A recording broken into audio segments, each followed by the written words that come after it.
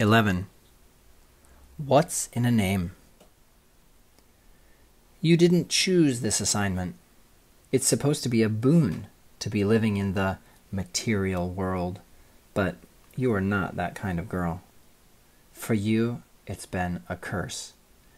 Everywhere is cold. For example, even summer. I should never have been so gullible. A warm season indeed. A reality is either cold or comfortable. And that's that.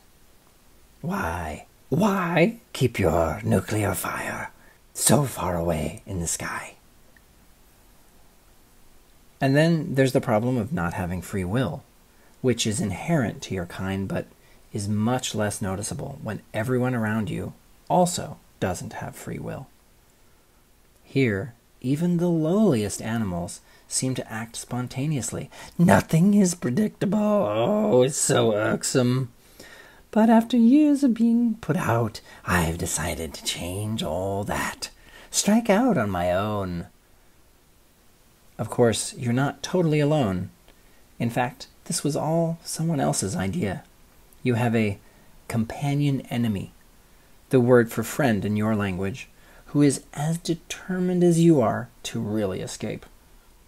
Who cares whose idea it was? It's my actions that will make me infamous. I'm counting on that. How else to move up in the ranks? Ooh, the superiors would have me bound to the mast forever. You stretch your small wings, then hug them around yourself as you slide down the chimney. This form isn't big enough for the ambition inside you. You have the means of egress. You just don't know where to go. The map will change that. Once I get my claws on the map. Of course, I can't touch it. It will burst into flame. The map would burst into flame. Who writes anything important on parchment? But that's where your companion enemy comes in. You plop down at the bottom of the chimney. Naturally, no welcome fire. Just my kind of day. Rose was not a rose by any other name. Rose was only a rose in name. The 2-foot-tall imp was deep, dark lipstick red at the tips of her wings, toes, and nose.